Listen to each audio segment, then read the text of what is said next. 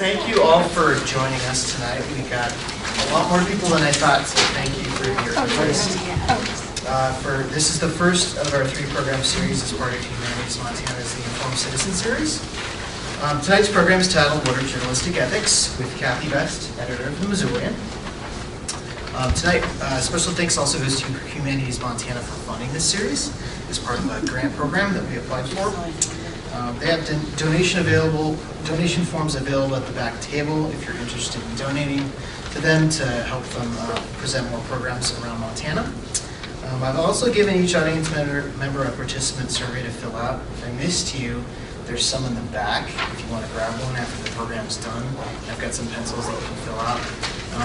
That survey will help Humanities Montana with future programming for what they do. So, thank you all for coming. And finally, this presentation is being recorded tonight by MCAT, Missoula Community Access Television.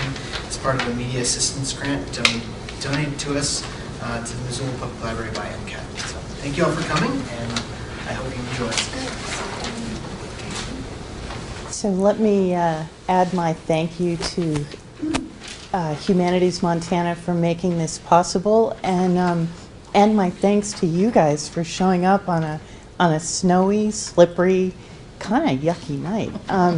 I think, and I don't attribute that to the fact that you wanted to come and see me. I attribute that to the fact that there are some really, really important questions these days facing journalists, facing voters, facing, frankly, democracy. And so the fact that you're here to hear more about that and to have a discussion is really important, not just for me or the library that's hosting this, or for the MCAT viewers who may be watching it, and I'll try not to put them to sleep. But it's important that we be doing this now. So thank you. You're about to find out why I went into print journalism and not broadcast, because the spoken word is not nearly as effective for me as the written one. However, I'll give it a shot.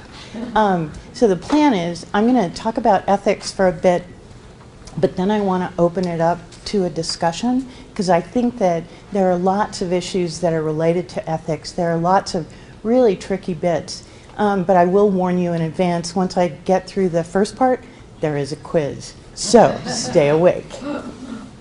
So ethics, it's a big word, but it boils down to the fact that ethics is the foundation on which journalism is built. Without that foundation, the structure falls. Why?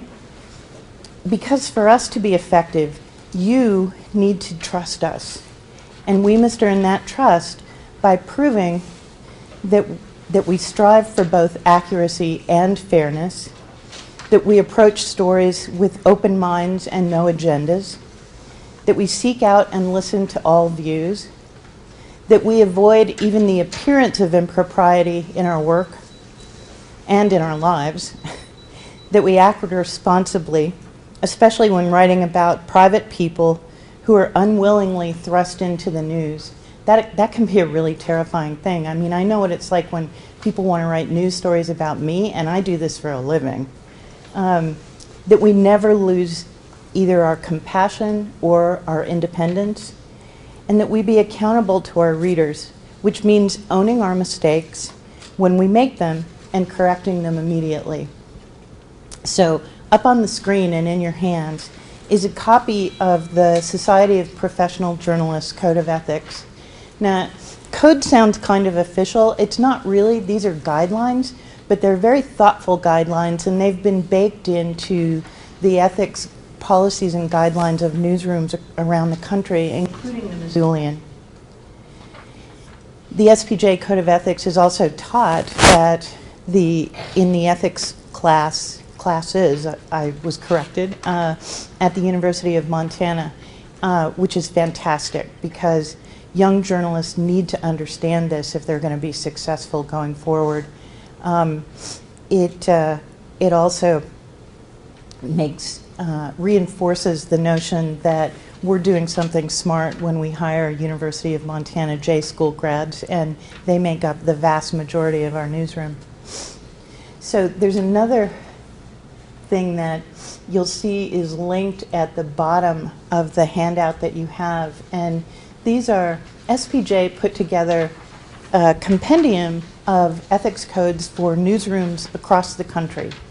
And you can spend you can spend at least an hour digging deep into that, and it gives you an idea of the differences, but it also, I think more importantly, gives you an idea of the similarities, that professional journalists are all really operating on the same principles and with the same expectations for how we do our jobs.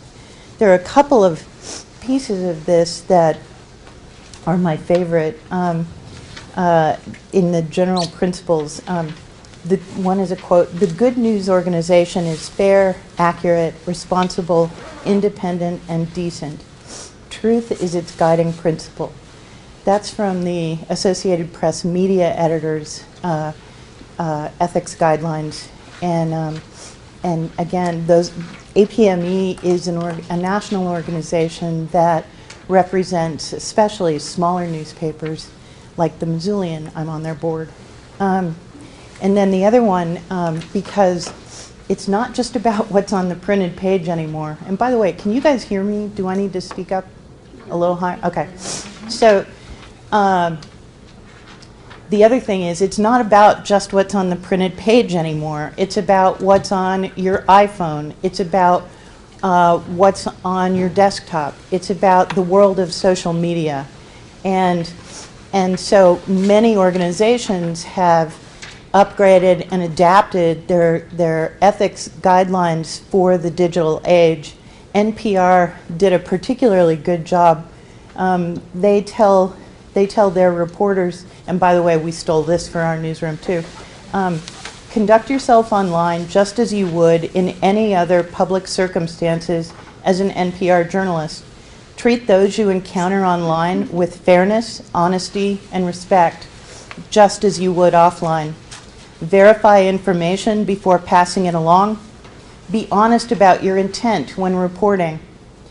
And let me talk about that one for a minute. So if you guys have been reading the Missoulian this week, you've seen that we've done, and we're in the middle of a series of stories taking a look at programs that cater to troubled teenagers. When we were interviewing the people who run those programs, part of what we told them is, we're talking to you because we're looking at state regulation, we're looking at oversight. We didn't want to trick them into talking to us. We wanted them to be informed so that they would know when we were interviewing them what we were interviewing them for. So back to the NPR thing. Avoid actions that might discredit your professional impartiality. In other words, you don't want to say anything on Twitter that you wouldn't say in print or that you wouldn't say in a gathering like this. And then always remember that you represent NPR, or in our case, people, even if they're using their private Twitter account, they always represent the Missoulian, and they can't forget that because it bounces back on us. And if they erode their own credibility, it erodes our credibility too. So you hear a lot these days about mainstream media, especially from a really large White House in Washington, and what differentiates mainstream media, in my view, from everybody else is the fact that we embrace ethics. We care about this. We want to operate that way. We understand that there are rules of the road and rules of the game. Not everybody does, and here's a real no-brainer example of that. So, as you may have heard, the National Enquirer has acknowledged that it buys stories and then buries them to help out its friends. That is the antithesis of ethics in journalism. But not all the cases are that black and white. there was as you probably read about, BuzzFeed came out with, what looked like a dynamite story. And the story said that Trump had directed Michael Cohen to lie to Congress. If that story were true, it could potentially result in his impeachment. However, Robert Mueller, who never talks, actually talked and said that story is inaccurate. So the reason I bring this up is it shows the blurring of lines. This was easier when it was the New York Times in print and the Washington Post in print and the Missoulian in print and the Valley Republic in print. Now you've got this. So this is BuzzFeed's homepage today. This is the organization that wants its journalism to be taken seriously, and that's investing in news so that it can be a player on the national level. So the top story, 16 times celebrities were starstruck by other celebrities, 29 things that'll keep your home organized even if you're really messy, 29 reasons Lana Condor and the cast of Deadly Class are about to be your new social media obsession. The entire world is obsessed that Americans drink out of these. Bibi Rexha, I don't even know who these people are, calls out designers who said she was too big to dress for the Grammys. And then we get to President Trump directed his attorney, Michael Cohen, to lie to Congress about the Moscow Tower project.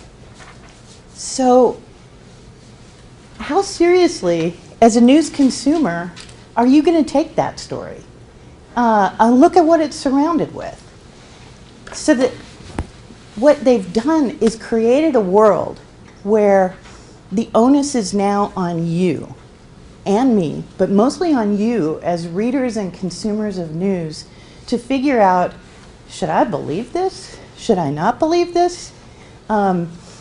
Personally, even though we almost hired one of the reporters who wrote this story when I was at the Seattle Times, I didn't believe it. I was not going to believe it until it was verified by a news source that I really trusted. In that case, somebody who has the resources to, and the sourcing, and frankly, the ethics to go and do their own reporting to figure out whether that's true or not. And one of the reasons it's been discredited is because all of those news organizations did go chasing it, and none of them have been able to verify it. But again, that means that the way you guys read news and consume news needs to be different than it used to be. You can't just take one source as gospel, especially the farther a story is away from you, the more you need to find a second or third verification so that you know that it's believable. The other word that you hear a lot these days is transparency. And the way that we're interpreting that at the Missoulian is we don't want to just tell you, we want to show you. And in the series I was talking about programs for troubled kids, if you've read those stories online, we went crazy. We linked to everything. We linked to copies of inspection reports. We linked to court documents. We linked to previous interviews. We linked to a previous documentary that was done by Montana PBS, which was very good, but it was done 15 years ago. I mean, we wanted you to have the opportunity to see where we were getting our information so that you could make your own decisions about whether what we were writing was fair, was accurate, was complete. And I think that's a good thing. I really do. We try to do that for daily stories, but we need to get better at it because I think it's one of the ways that we earn your trust. Also, it's part of the whole education thing about, I mean, one of the reasons journalism exists is because, in my view, it's imperative for democracy to work. So we try to educate you in our pages about issues that you need to know so that you can make democracy work by being informed citizens. By adding links, by showing source material, we can help make you smarter. We can maybe show you some government documents that you didn't know existed, but the next time something comes up, you know as a citizen what to ask for. You know that it's out there.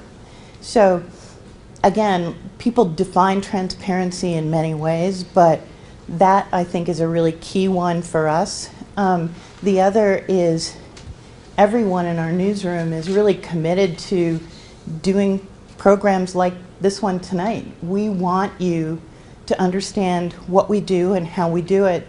We started an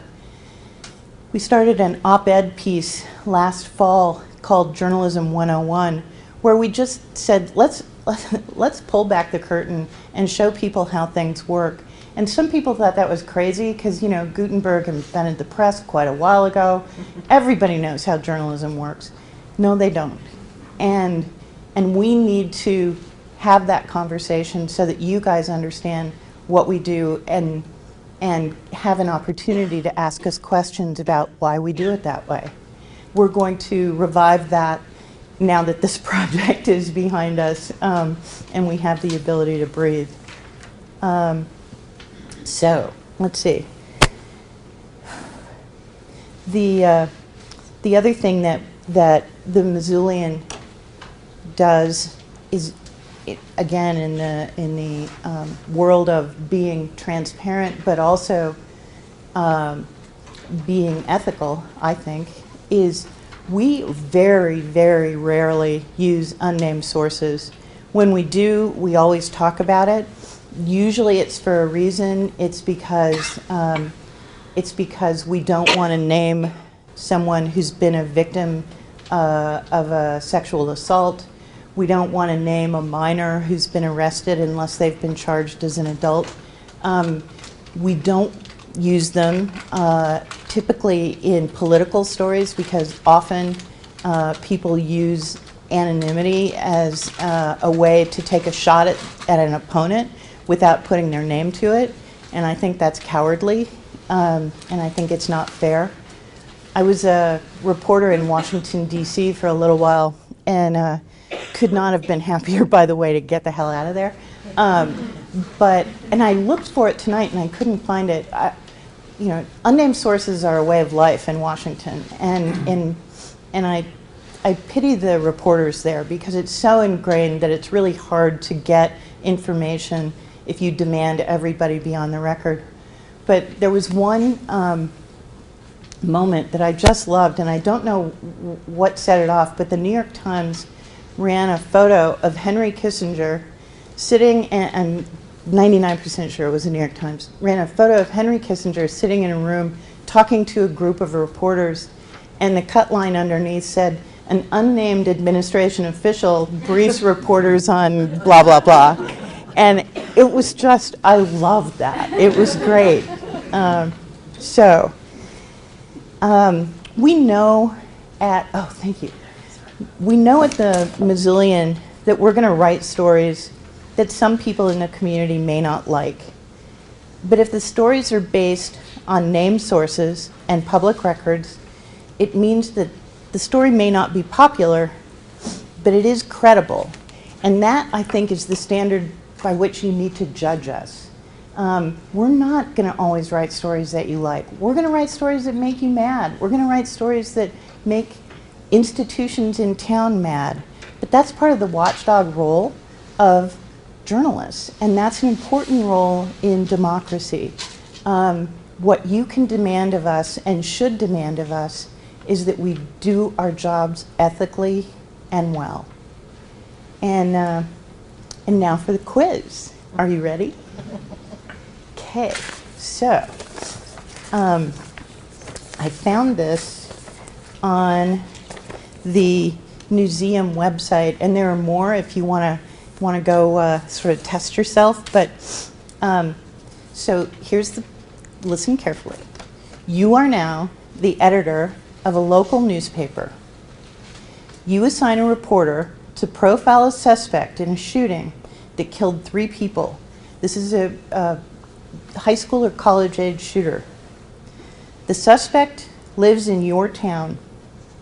The reporter interviews the suspect's friends, teachers, and police to examine what might drive a young man to kill indiscriminately. At press time, you consider using on the cover a photograph that the suspect took of himself and posted to social media. It has appeared in other publications. Okay, so got that? All right, so here are the questions to consider. And I'm going to pose them, and let me know, raise your hand, let me know what you think. So what are the arguments for running the selfie photograph?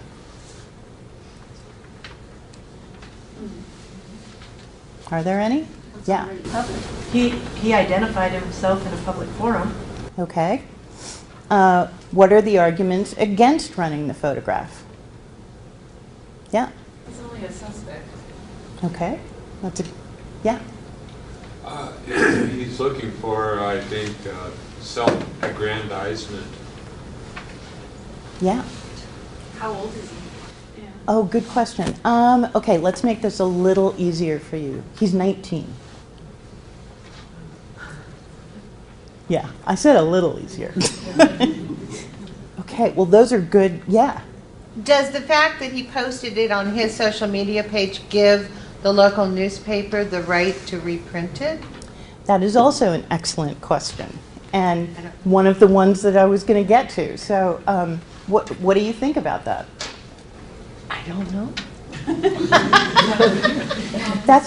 That's actually, Kim, a debate that we have in the newsroom all the time, and some of it goes to learning in the digital age that you need to look at the terms of service for whatever website it is.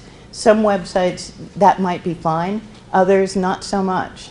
Frankly, it is an ongoing debate among editors of newsrooms around the country, because at a certain point, there's a thing called fair use. So in violating a copyright, or normally a copyright would protect an image that I took of myself and posted on Facebook.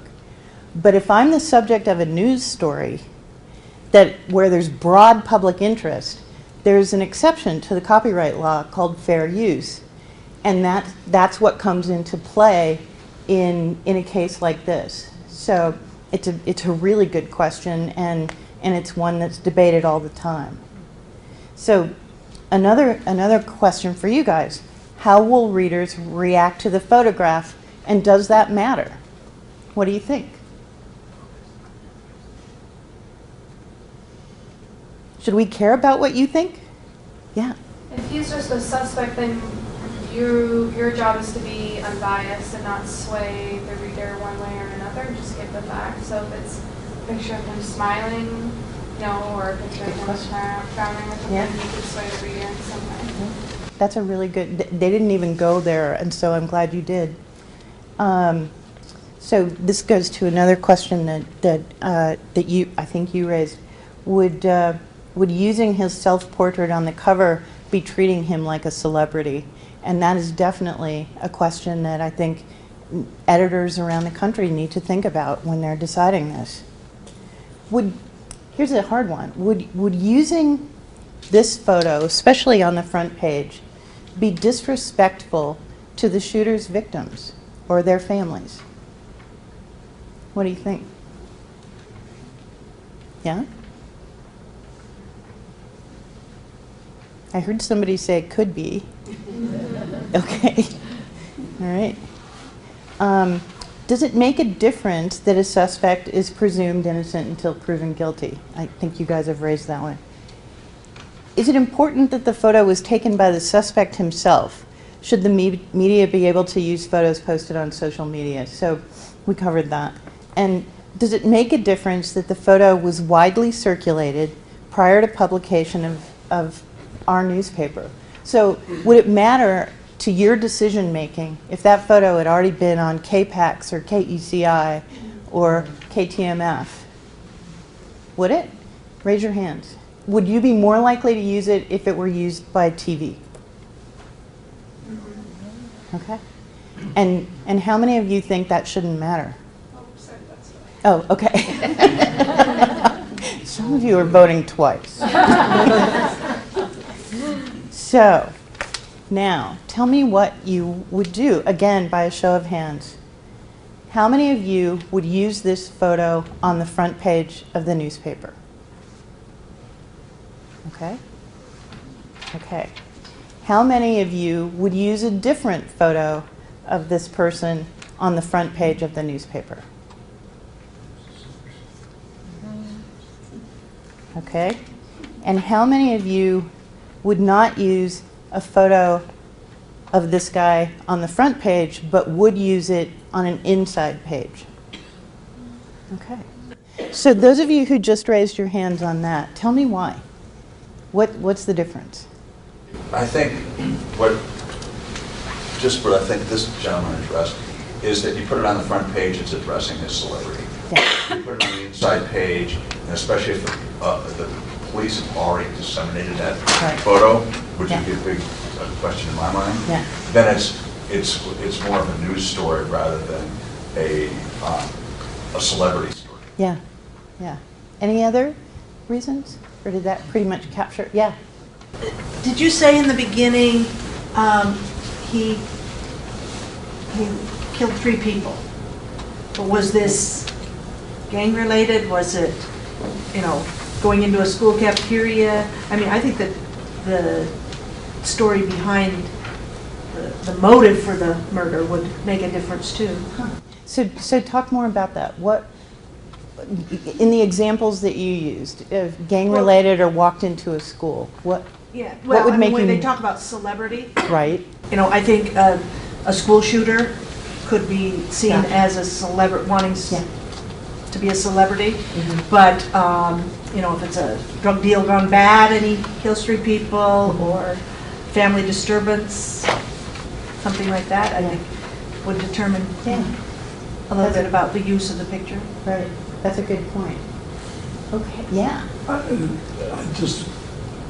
I came in late, so maybe Yeah. there's already been a polling, but I'm curious how many people get their news online versus in print. Yeah. And if it's online, there is no inside. That's It's on the web page. So that's a do you really have those discussions? Yeah. Is there a distinction in Yeah. terms of? well. That is a really good question. Before we go there, though, I did not do what you suggested. So, how many of you get your news only from print? Wow. Wow. How many of you get your news from print and online? Okay. And how many only online? Okay. Well, that was revealing. I'm sorry I spent so much time talking about print. But to your question, there is actually a way that you can have a photo only show up, depending on the content management system, only show up once you click the headline and go into the story. Because usually there's one photo that shows up on the homepage, and then there are other photos that you can get to either through a carousel or inside. So we do have some control over that, but not as much. Okay, yeah. Kathy, you might just bring up for the audience that one thing about mugshots that has, a headshot has tremendous value is in identifying the person in the story, particularly if it's a name like Josh Evans. Right. You might say like, oh, is that such and such kid? Right. And Yep. so there's a lot of value. It adds a lot of information. Yeah. Particularly with young people where there's not a lot of background to them. Yep. Yeah. And just so you know, that's Jim Strauss, who is the new publisher of the Missoulian and my new boss. And and a pretty damn good journalist in his own right. And I'm not just saying that because he's here. I would, although I'm not stupid. No, just kidding. So yeah, there is indeed value in having that photo. There's news value. You want to see the person who did the thing, but how you see it, where you see it, does matter. And you guys articulated the reasons really well. So that just gives you an idea of some of the kinds of issues that we wrestle with every day, but there are lots more. Yeah. So NPR has said quite a few times that they don't mention the shooter's name very often or at all because it rises that name up to be, you know, a copycat or Right. whatever. Yep. So that's not in print journalism. So Right. how does the Missoulian feel about that? Well, fortunately, this is not an issue that we have to deal with very often. And I don't think, Gwen, that we've had to deal with that at all in the last 2 years, right? But I did, unfortunately, have to wrestle with that when I was in Seattle, and we had mass shooters. And part of what we did was not put the photo of that person on the front page, not put the photo of that person front and center on our homepage.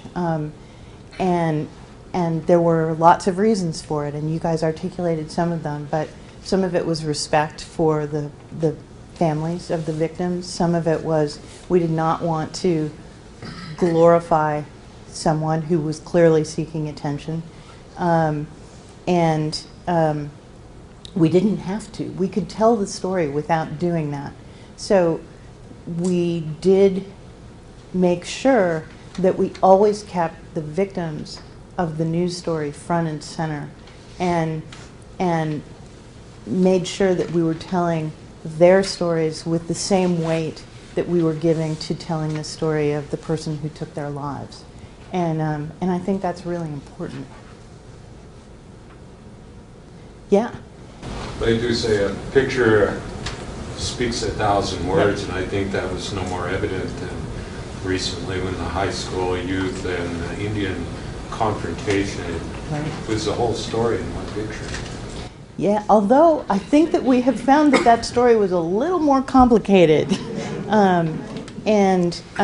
So your point is, I'm not discounting your point, it's a really good one. And photos can be incredibly powerful and can be, you know, more powerful than a story. I mean, I think about the photo that AP took of the naked young girl who was running down a road and had been napalmed. And I mean,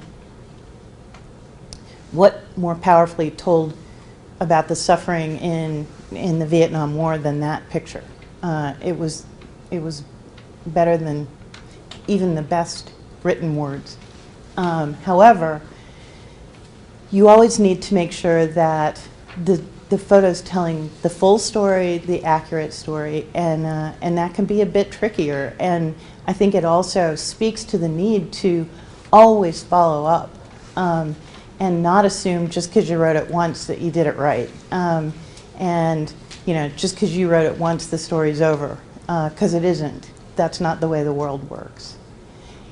And by the way, thank you for taking us into the next portion of this program, which is questions and answers. So bring them on. Yeah. The example he just brought up is a good example of that surfaced on social media. Yeah. And then when the news media went after to investigate and find out more is when that whole other backstory came in about there was actually 3 groups at the mall. And so we only saw a partial confrontation. Well, and I also think that it shows that the need to check multiple sources. So I didn't see that on social media. By the time I saw it, it had been another news organization that had written about it. But you know, again, not the full story. And it was only as time passed and more people were interviewed that the scope of it became clear. But it's a good reason, especially if the source of a story is a news source that has a particular point of view or serves a particular audience. You know, it's not that what they do isn't right. It's just that I double check. I check a second source. What else? Yeah. You were talking about, you know, journalistic ethics. What do you think the best way for consumers to know who are trained ethical journalists and those who are just so-called experts with opinions? I think that's more on broadcast rather than print, but... Well, so I think that one of the reasons that there's a link at the bottom of the handout that you have to the other news organizations and their codes of ethics is you should see what they say about what they do and how they do it, and that'll help you, I think, figure out who to trust. And understanding the rules that a news organization makes for how it operates helps you figure out, you know, should I go to NPR? Should I go to PBS? I mean, those are pretty reputable organizations. You know, the networks used to be pretty trustworthy. CNN, I'm losing some of my trust in because they've made some really boneheaded mistakes. You know, MSNBC and Fox both are, in my view, advocates. And you know, I think there's value in listening and watching both, but using either one as your only source of news, that's dangerous because you're not getting a full view. Yeah, in the back.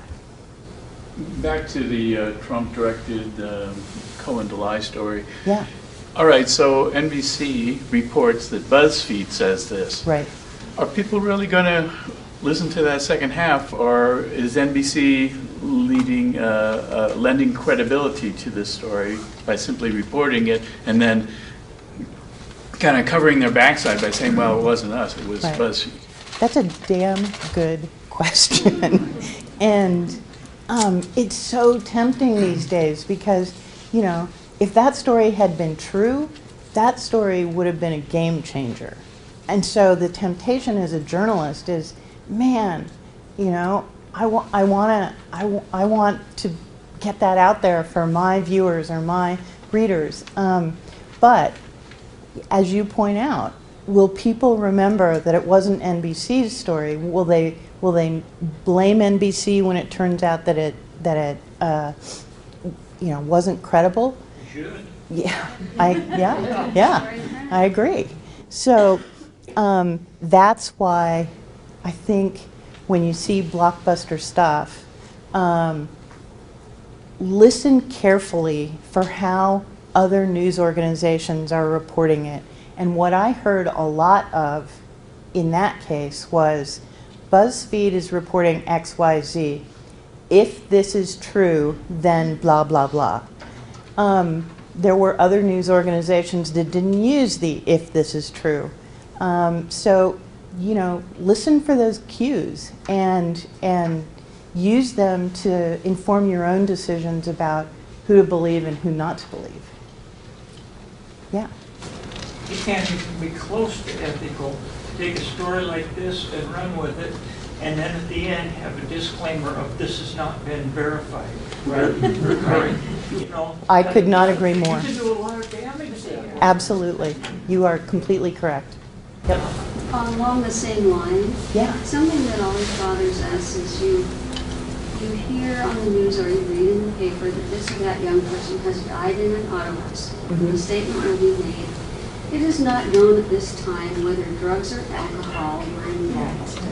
You never hear again. Now I know of at least one case recently where drugs and alcohol were not involved. Mm-hmm. But that's never clarified, and the family of this deceased person, who is named, are just left hanging there with this cloud over it. And I've always disliked that. Why is that done? So, thank you. That is a real, I hadn't really thought about that. Often, the release that we get from law enforcement telling us about the event, that's sort of the tagline at the bottom. Yeah, no, I know. I hadn't thought about the, yeah. And hurt people's reputations, right. Well, it also... It could have been drugs and alcohol, but it also could not have been. Absolutely. Yeah. Yep. No, your point is a really good one, and you just guaranteed that we'll have a little conversation about that in our newsroom. The case we're thinking of was this just before Christmas on Schramm Avenue, and our son-in-law happens to know the family, and that had nothing to do with it, but it was never Right. Yeah. That's very hurtful. Yeah, and it's not, just so you know, we don't do it out of spite or meanness, or it really is like almost rote. Okay, that's what the police report says, that's what we report, we're safe, blah, blah, blah. It's true But with all of us. It's yeah. easy to say something and Right. forget it, but Yeah. somebody else Yeah. is not going to forget Yeah. it. It's No. not the same as saying, speed and alcohol were definitely. Exactly, a factor. exactly, yeah. Which is important information for people to have. Yeah. Yes. Well, I was going to say about the story about, we have not verified this, the BuzzFeed story. Yeah. Mhm. But isn't the fact that that story is out there, isn't that a news story in itself? Not what BuzzFeed is reporting, but, I think so. if you couldn't verify it, so you just left it, if you were a news organization and didn't report anything on it. I think that's why you had a lot of people say, this is what BuzzFeed's reporting, if this is true, then blah, blah, blah. We cannot verify it. Right, exactly. But Yeah. I don't think that they could, Yeah. any news organization Right. could just ignore Yeah. it.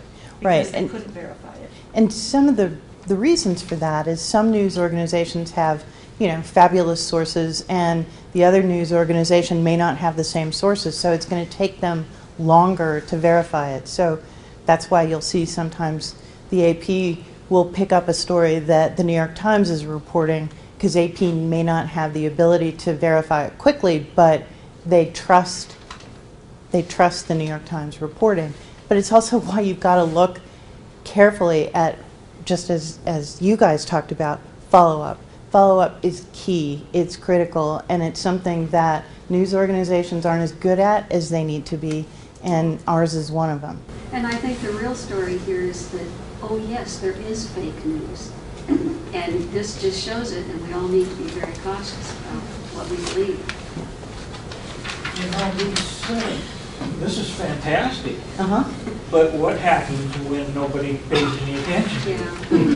Well, so I would say the power is in your hands when that happens. One, don't read them, don't buy it, don't go to their website,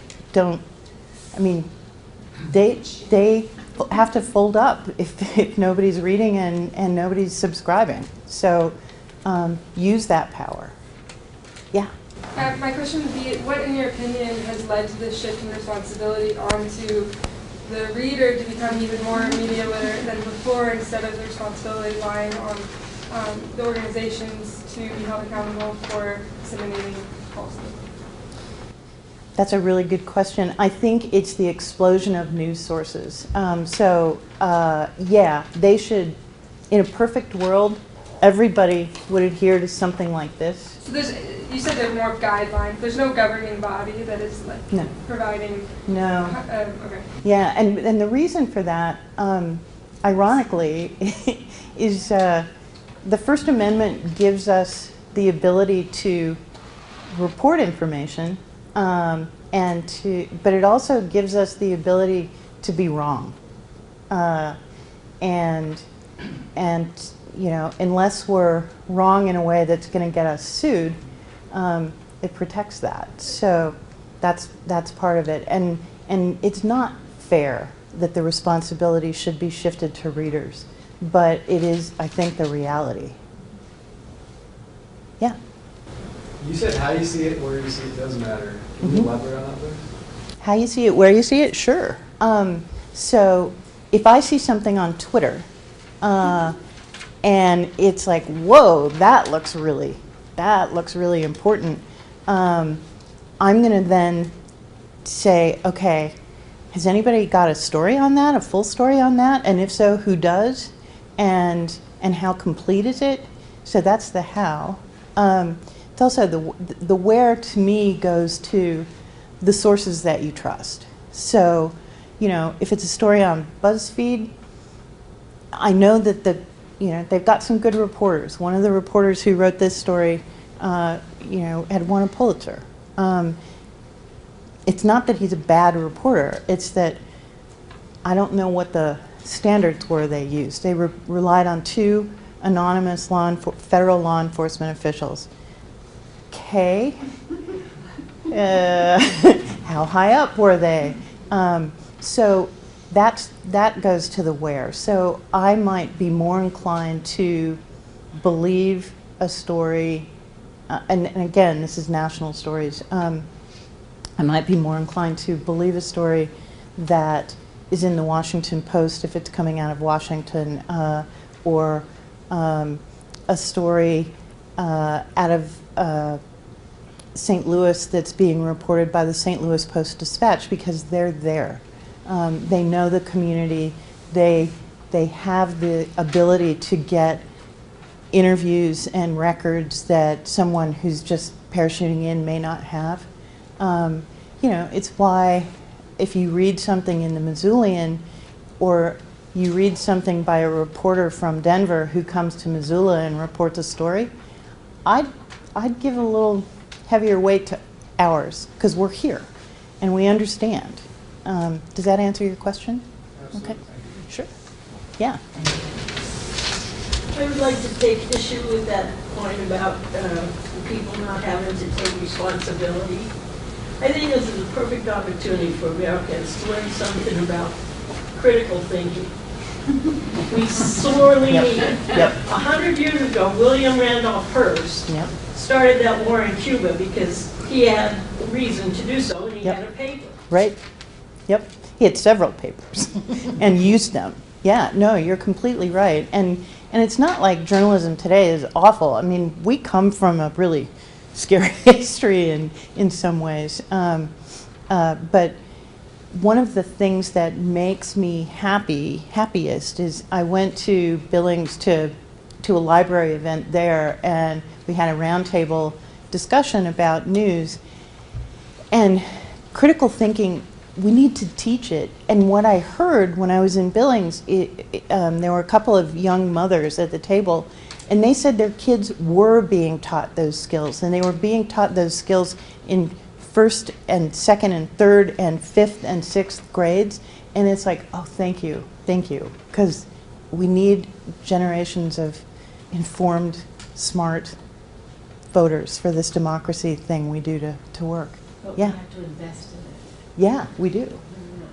Yeah. I'll confirm that I just had a lesson on critical thinking this morning. Really? At sophomore college, so. Wow. It's something that still needs to be addressed. Yeah. But, I don't think we should give up on it. No, and that also makes me happy. So what was the class? It was a intro to media arts class. It was Okay. a film class, but it was basically saying that, you could have such a narrow point of view on life Right. if you never test the limits Right. and question things. And that, you can be so full of knowledge if you critically think and, Yeah. ask, well, is this really the way, or is this just the way that, my parents may have told me, or when I was younger. That's great. Well, and the fact that you guys value critical thinking is why you're here tonight, and I appreciate that. Yeah. As the publisher, or not publisher, editor of a newspaper, and one that's very locally based, do you ever feel pressure to pursue certain coverage because it's likely to get more, as they call it now, clickbait, because it's likely to get more attention than stories that might be more universally newsworthy? Yeah. It's a very, very good question, and thankfully the answer is no. I mean, we would not be doing the series that we're doing now if it were about clickbait. We would not be covering the Montana legislature if it were about clickbait. Because let me tell you, you guys do not read that stuff. You know, we would not, yeah, right. But we have those discussions in our newsroom, and one of the most recent ones was the Missoulian.com and also other websites around Montana would run these collections of mugshots of people who were arrested. And one of the reasons that the corporate guys said, oh, this is great because, you know, it generates traffic. Well, yeah, but it's horrible. It's bad. And so we've stopped. We said, this is not the kind of journalism that we want to do. We don't have the resources to check and make sure that the person whose mugshot runs on our website, you know, to say what happened. Were the charges dropped? Were they convicted? What happened? Follow up. We didn't have the resources to do it. And it was not fair. They were completely out of context. So we are going to continue to use mugshots with stories about crimes, but we're going to do it in the context of the story, not in a gallery that people can click through so that we get clicks for our website. Yeah. But isn't that one of the reasons that Donald Trump is our president today? Because everybody wanted to read about him because he needed money for the news organizations. That I have read that argument, and I think that argument has some merit. I think that it's one of the reasons that you're seeing a debate going on now about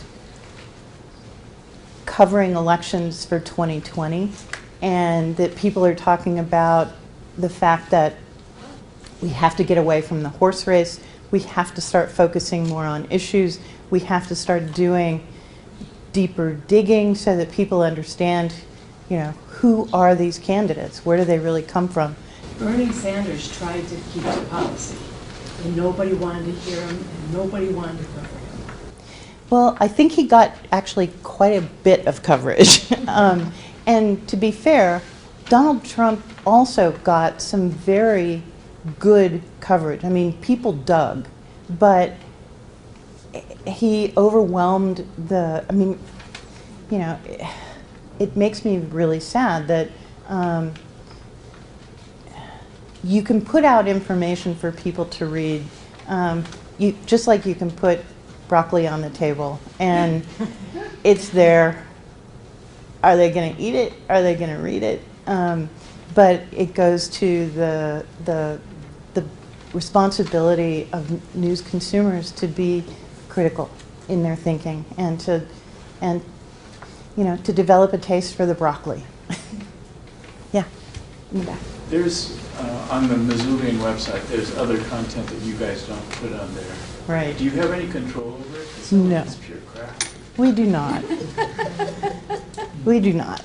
But yeah. It's sometimes hard to distinguish, is this a Missoulian-based story versus this is just something else that you might be interested in, sponsored content?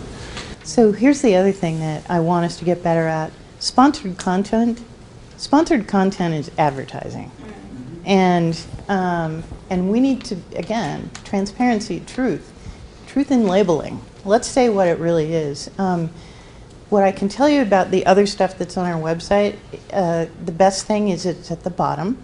And hopefully you don't scroll down that far.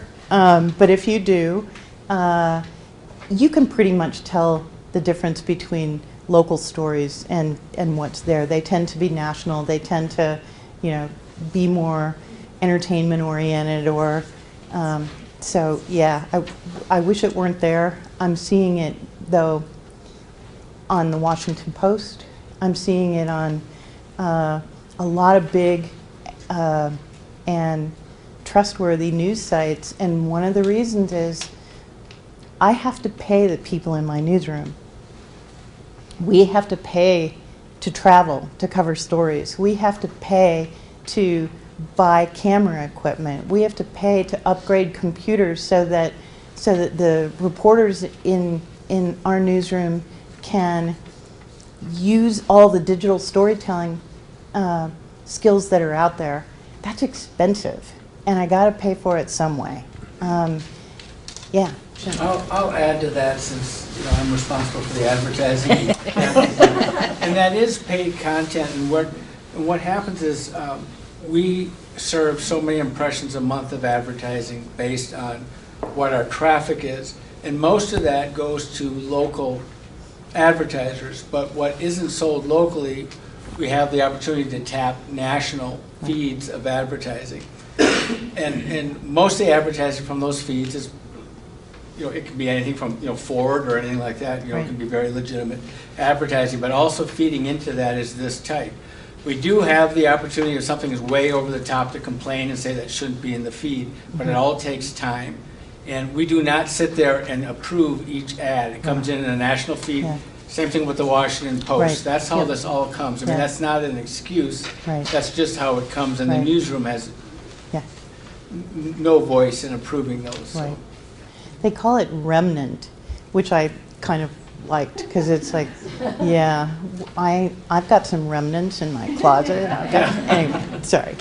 Yeah. I wanted to ask a question. I know that Missoulian is part of the lead newspapers. Yes. And I know you do this to a certain extent where you borrow articles from other papers. I was wondering, would there be any more interest in pooling those reporters? I'm thinking more of kind of environmental reporting.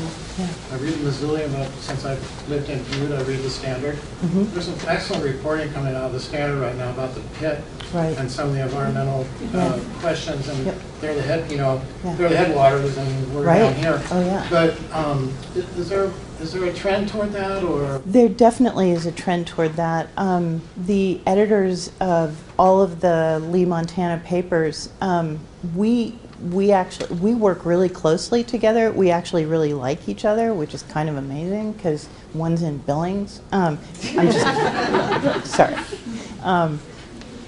As our newsrooms, as the resources for each of our newsrooms shrinks, we have to figure out ways to continue to cover the news as deeply and as broadly as we can. And so, it used to be that the Missoulian could have a couple of environmental reporters. Well, we can't do that anymore.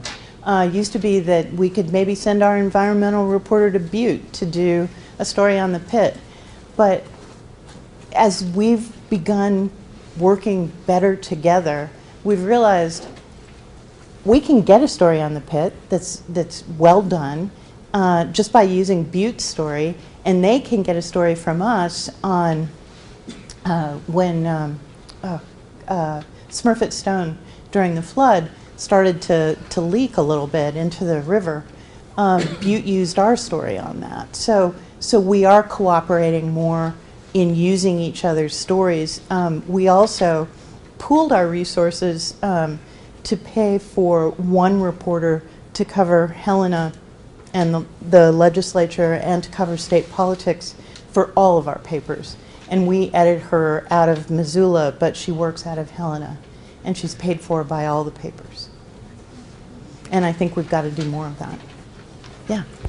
So your paper, the Seattle Times, in 2015, won the Pulitzer Prize for breaking news, the landslide. Yeah. How did the reporters in that story practice the journalism code ethics? That's a really, really good question.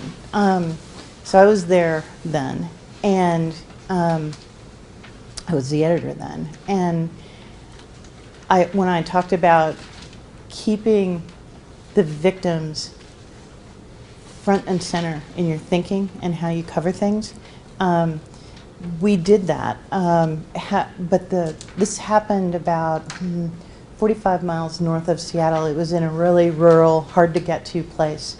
And it was in a county outside King County, smaller county. It didn't have the resources. They were overwhelmed. 43 people died in this landslide, and they were digging through 9 feet of mud. I mean, it just wiped out a subdivision. So we were getting including from the governor's office. We were getting estimates of the number of people who died that were ranging from like 8 to 108. At a certain point, the governor's office was saying 108, and if so, that would have made it the deadliest natural disaster in Washington state history. So as the editor of the paper, that's a pretty damn good lead to have, and a pretty big headline. But we also knew it wasn't true. They didn't know. They had no way of knowing. So a lot of it was, we were using social media to fact check a lot of bad information that was being put out there. We made that part of our mission. Because the local government was so overwhelmed, they weren't releasing any information, including the names of victims. But again, you know, nature abhors a vacuum. So bad information was coming out. And so we decided, we set a rule that if we could get 2 sources with first-hand knowledge, where that knowledge didn't come from the same echo chamber, independent first-hand knowledge that someone had died, that we would then report that, and we would report the name. And so we created online a collection of photos and biographies of all of the victims, and then we would update the status, confirmed dead, believed dead if two people said that they had been told that they were dead. And the other thing that we did was we did a lot of investigative reporting on the run. So part of what we wanted to find out is why were these people living in danger, and did anybody know about it? And so, you know, we went to county records, we went to state records, we talked to scientists who had looked at this hillside and had predicted that it was going to slide again because it had slid before.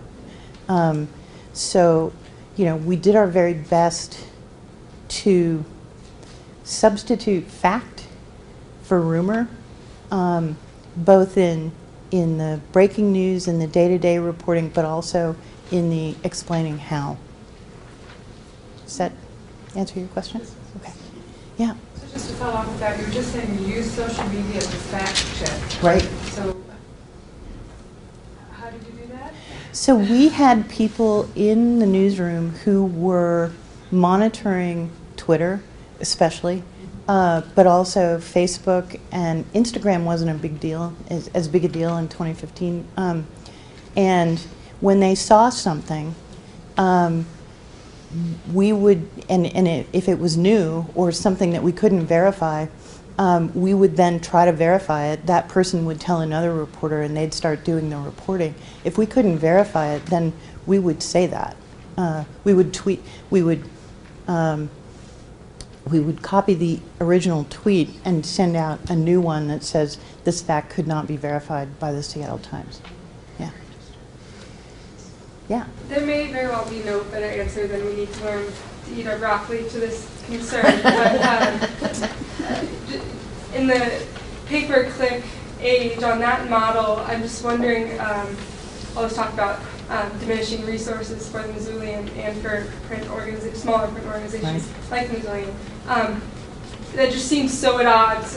They seem so at odds with each other. It's honorable what you did with the mugshot story, and I think it's honorable to have those intentions. But how long can that hold up and be any kind of financially viable model when you're on a pay-per-click?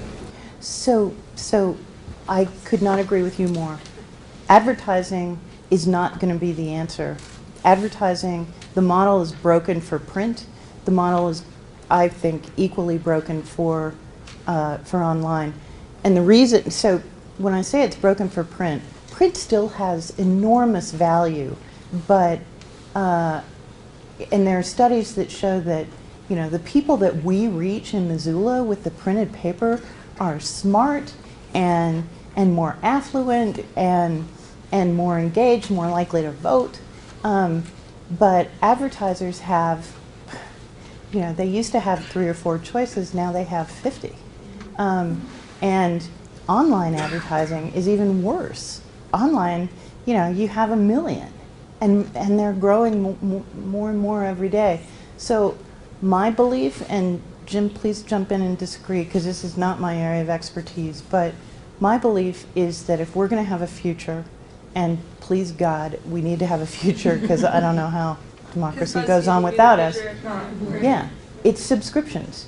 People have to subscribe. You have to subscribe if you read us online. You have to subscribe if you read us in print. We'll give you a deal if you want to read us in both places.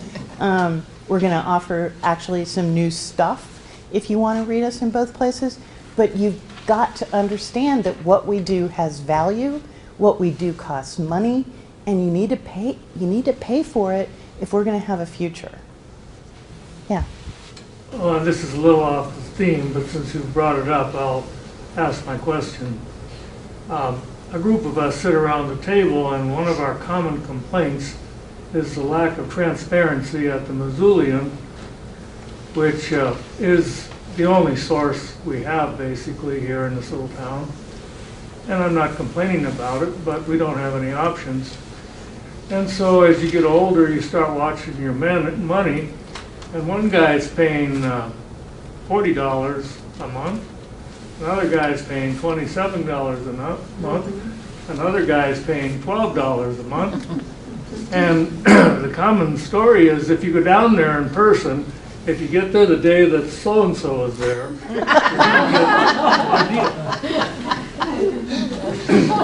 now, you know, you talk about grafting your code of, not your code, but you buy into this code of ethics onto the First Amendment, which is not an ethical standard. You can read it that way, but it doesn't say freedom to speak the truth, or you must speak the truth. And this whole program is about a code of a higher standard and accountability. Yep. And that implies some transparency. Yeah. Well, to access this method of news and information, you've got to be able to afford it. And some of us can't afford it, especially when it's up over $40 a month, and my buddy's getting it for $16, and we can't figure it out. So can you tell us where the Missoulian is going to be up front and say, look, folks, there's going to be a deal next month, and anybody who's over 65 can get it for $20. So where's just the transparency in this operation? Yeah. So just to be transparent, all I can talk to you about is the newsroom and how the newsroom operates. But if Jim would like to answer that because I think this is a news story in itself. There's nobody who's going to print it. Well, on the, you are correct, there are varying rates. And I, you know, I could quickly argue, I think if you asked everybody what they paid for direct TV in the room, you'd be surprised at how much the rates vary. Wow. So a lot of the rates vary depending on when you started and what offer you had at the time. Now, every year I go down and I renew it, sir, and every time it's a different process depending on who's behind the desk. I did it just a couple months ago, and the lady said, well, how about $37.50? I said, no, I can't afford that. She said, well, let me look here. How about 27? That's too much. Well, I'm glad she worked with you. But the other thing is we're coming up. I got it down under $10 a month. I said, I'll take it. How long can I have it? Well, that's okay. Well, I'd have to check on that. Surprises me because that's below our floor rate, so I'd have to check on that. It's ridiculous how it's run.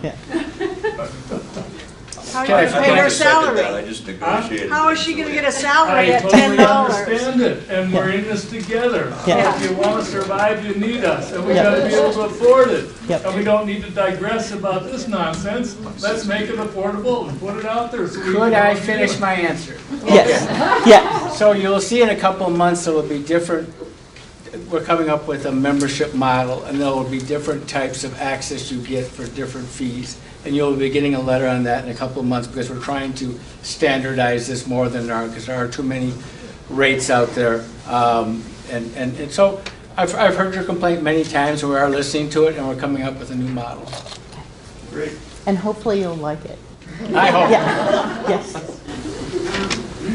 I was wondering if you here at the Missoulian have personally had any instances of an article that had misinformation and was left even after you were offered corrected information, and it was left on, and you were notified later that the article being left in its form without being corrected was causing someone irreparable damages in their life, costing them housing opportunities, work opportunities, volunteer opportunities, and so forth.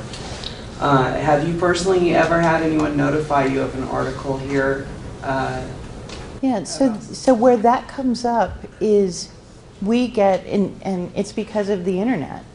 In the internet age, stories about you, I mean, people used to have to go down to the courthouse and look it up, or excuse me, go down to the library. They could still go to the library, but look it up. It was harder to find out about people and their lives, and the good things in their lives and the bad things in their lives. Well, now, thanks to Google, thanks to Bing, it's really easy to find out.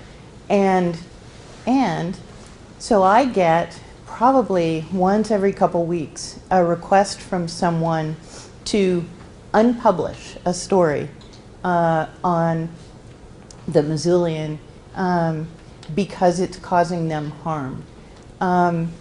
We get this so often that we've developed a standard response that we send to people, which is, if this story is inaccurate, we will correct the inaccuracies immediately. Often they're about court cases, so it's like, so send me the case number, show me where I can find the information to correct this. I got one this week about a guy who said, you know, I'm in a new relationship, and if you Google me, it shows that I married this woman, and we got a divorce. And so I said, okay, when did you get the divorce? Where did you get the divorce? And it turned out he got the divorce in the tribal court in Pablo, and we verified that, yes, indeed, he did get a divorce in 2009. And so the next time we run divorces, we're going to run his divorce, and we're going to say it was in 2009, so that, you know, when someone does a Google search, like apparently his new girlfriend, it will show that he is indeed divorced. But we're not going to erase the public record that exists, because historians rely on newspapers. We are called, you know, the first draft of history for a reason. So I am not going to erase things from the public record unless they're inaccurate. And I feel for people. I mean, you know, there may be humanitarian reasons that are very, very rare. Like, so an example of that would be, we're doing a story on drug use in Missoula, and is it going up or is it going down? And we talked to a 15-year-old, and the 15-year-old tells us that, you know, he's just discovered pot and he really loves it. Well, now the 15-year-old is 28 and he's applying for jobs. That may be a case where we say, okay, you were 15. Were you in a position to make an informed choice about the use of your name doing something illegal? And the answer to that, in my view, is no, you weren't. And so we might then change that story online, but we'll tell people that we did. Does that answer? So say someone's suffering from a mental illness at the time of an incident that caused the article to appear, and the author of the article admits openly that he could tell that that person was suffering from a medical crisis. but still proceeded with writing an article that had far more commentary in it than actual fact or based on the affidavit that was even filed with the courts. Inflammatory verbiage, completely omitting the fact that the person that he admitted at least 2 different occasions was going through a mental crisis, a mental health crisis. So this sounds like a... didn't even add that information to the article. So this sounds like something that we should probably talk about offline, and I'm eager and happy to do that, but you're going into a lot of detail that I'm not sure is quite as relevant for folks here. So call me. Okay, well, call me again. Okay. Yeah. You know, we talk about corporate ethics and journalistic ethics, and I seem to feel that as a Lee Enterprises, you're a corporation, just like Rupert Murdoch and any other corporation. Yep. And what guarantees can you give me that what I read in your newspaper is any more ethical than what I read in the West Glacier newspaper? Well, so out of fairness to West Glacier, I've never read that newspaper. But what I can tell you is that, you know, we're trying to show you what the rules are that we try to operate under. We use the Associated Press. I'm very familiar with the ethical rules that they operate under. Everybody's going to make mistakes. We are. The question is, what do we do when we make mistakes? I know AP, I know how they operate, they own it. I know the Missoulian, I know how we operate, we want to own it too.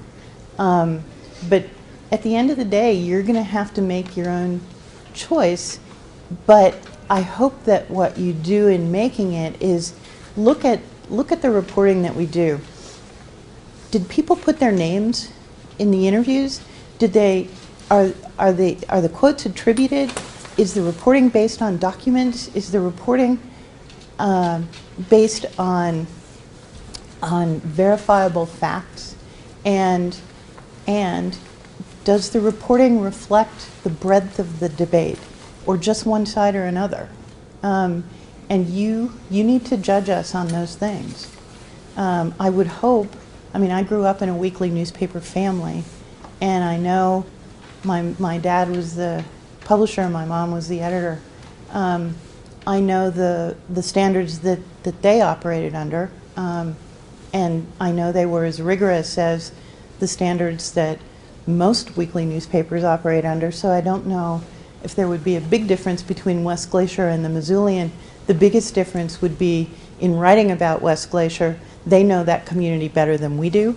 They're better sourced there, so they may have deeper reporting there than we could. Yeah? You've been dancing around it.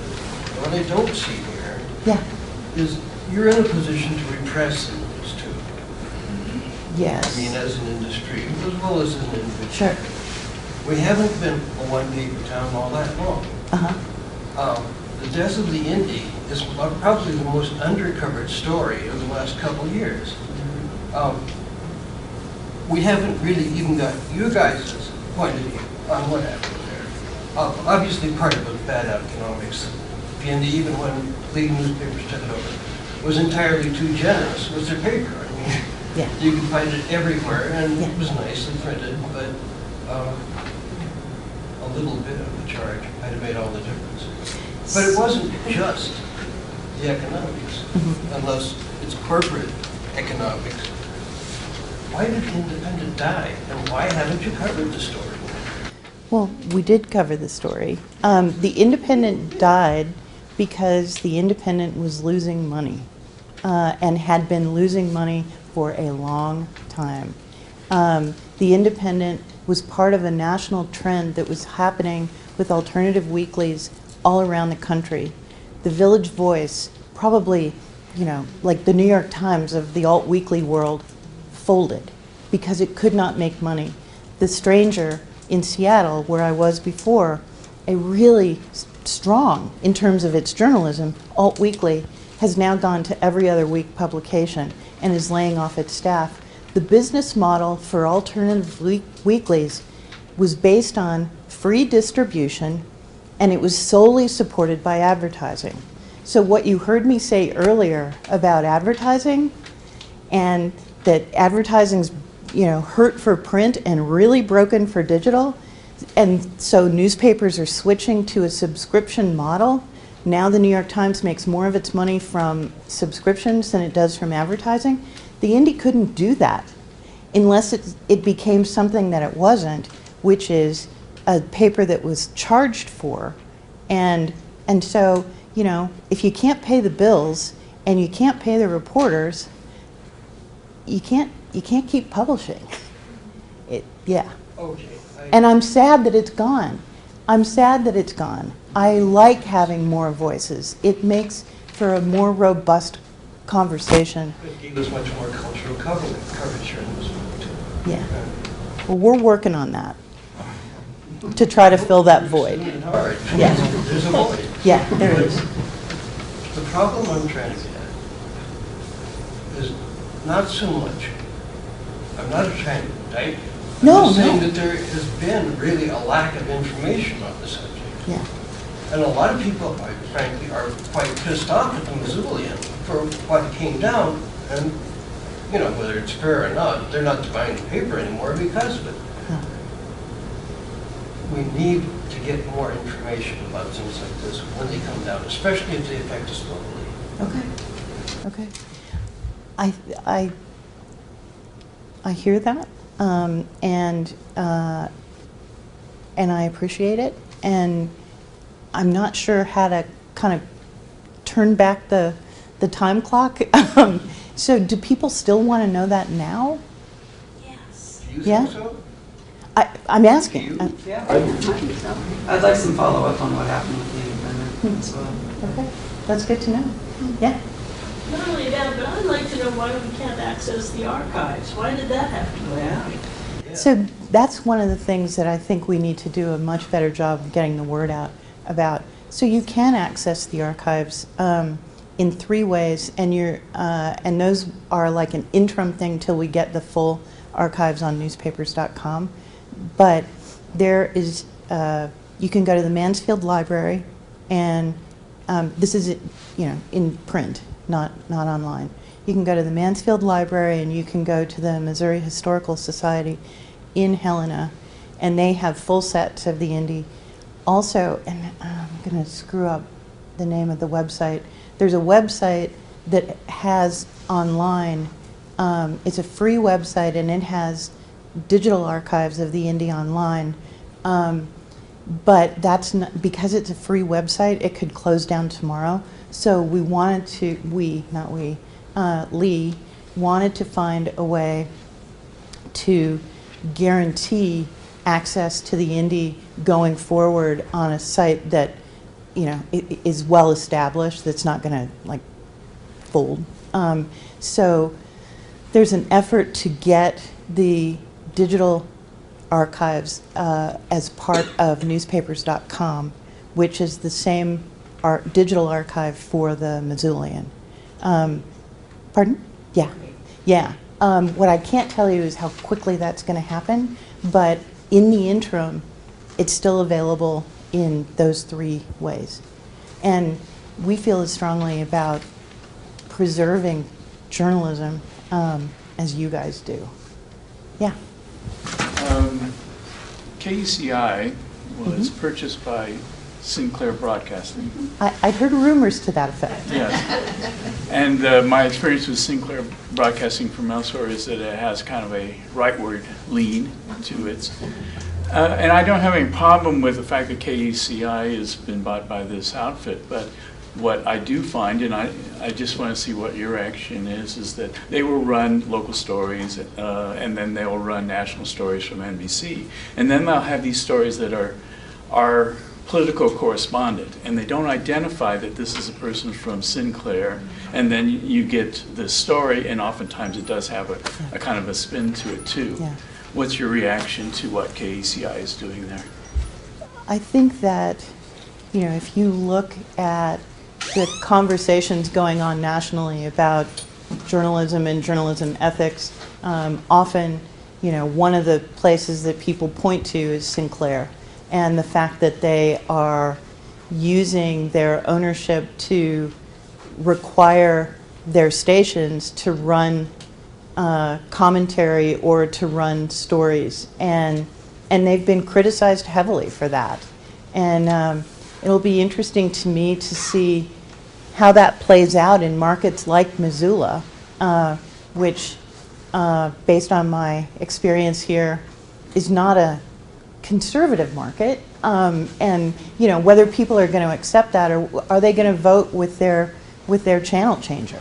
Are they going to watch someone else? So, yeah. Yeah, I mean, I certainly have done that, but I think what's irksome about it is that they don't identify where those stories are coming from. Agree. So a lot of people don't realize that when they run a national story, it may be from an NBC correspondent with some credibility, or it may be something else. How about one more question? And you and I are going to talk. Well, so I'm going to actually about protections for whistleblowers and sources. Sure. Yeah, go ahead. If that's okay. No. Well, I have one source, a very reliable source, who, when asked to come forward with some information that he was aware of from his own work within local law enforcement, he says that he does not have a safe platform to publicly call out the corruption. He'd said he'd actually reached out to the Missoulian. So what I'm wondering, and there was some legislation that was introduced some time back and then just kind of went away, whistleblower protections. And I've since met, in my own work in the area, I have met local city, county, and state level employees who very much want to come forward with the truths of abuses of authority that they're witnessing, but there are zero protections for them. At least not anything with substance that, because there's still things like creative discharge, just making fellow coworkers' life miserable. So, and especially when we're dealing with law enforcement corruption, this is something huge. This is someone who has something to say, but he doesn't feel safe coming forward to doing it. And he's not the only one. We're talking about people working within the mental health system who can testify to Congress and are willing to if they have protections. So what are we doing as a community to help protect whistleblowers? What are, our source, I know you want people to subscribe, but we need to be able to trust you ourselves before we pay for your subscriptions. And when I hear that people are trying to come forward to you with information that affects our democracy locally and abroad, it doesn't, I used to, but I don't anymore, because I feel like you're not as thorough as you need to be in your investigations. I feel like you play it a little too safe sometimes, especially since being bought out by Lee Enterprises. We've noticed a change in... Hold on one sec. So you liked the Missoulian being owned by Anaconda Copper Company better than Lee? Well, no, it's always needed some help. But I think what bothers a lot of us is shortly after Lee coming in is like that gentleman over there said, is our one independent, and vocal local, paper is just gone, and then we see this developing a pattern, a trend throughout the country. And why would you just go straight for let's kill it? Why not try the bi-weekly or even monthly? And it was such a shock. Even the employees. So do you own a business by any chance? I am one of the team leaders of the Real Revolution. We have about 5,000 combined followers online. The only reason I ask that is, it's, and I say this with respect, I really do. If you're a business owner and you're losing money every single week, in a way where continuing to lose that money is not only going to harm the thing that you guys are saying we should have kept alive, but is going to damage the other things that you own, the Missoulian and the Valley Republic, and weaken them, that does not make any sense.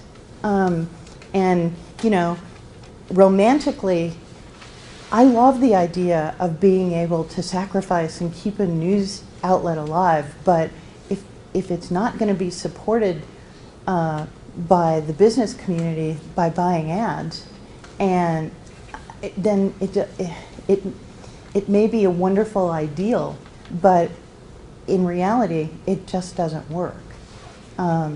So, you know, the whistleblower stuff, that is state law and federal law. And what I would just ask you to do is, because you're talking about mental health, take a look at the reporting that we're doing on this series, and then let me know what you think and whether we can be trusted. And again, as I started out by saying, we have to earn that trust. So, and there was one other question, and then we'll wrap up. First of all, I appreciate you coming out in public and having this airing, and good for you. But I also think you avoided the question of independent versus corporate ethics. Independent journalism is deciding what's important to the people. Yeah. You are deciding what's important to the corporation. Isn't that right, Lee? So let me, right, Rupert? let me push back on that. You are avoiding the question of what's important, and often it's controversial. Yeah. So let me push back a little bit on that, because as I mentioned, I worked for the Seattle Times. The Seattle Times is family owned, okay? It was independent. But because the Seattle Times faced the same sorts of market forces that Lee Enterprises does, the owner of the Seattle Times came to me as the editor and said, I think it's a good idea for us to get the University of Washington to subsidize a medical writer for the Seattle Times. The University of Washington has a medical school. How ethically could a reporter that was paid for by the University of Washington cover medicine for the Seattle Times? You can't. And so I used that example, and they ended up not doing it. But it's a false comparison to say independent versus corporate ownership. The New York Times is corporate ownership. They do some damn fine journalism. The Washington Post is owned by Jeff Bezos. Independent ownership, but oh my God, the richest guy in the world, and with many, many, his hands in many places. I mean, it's not a black and white thing. And so don't judge us by who owns us. Judge us by the work that we do. And judge us critically. That's okay. We need that. And we need to have this conversation.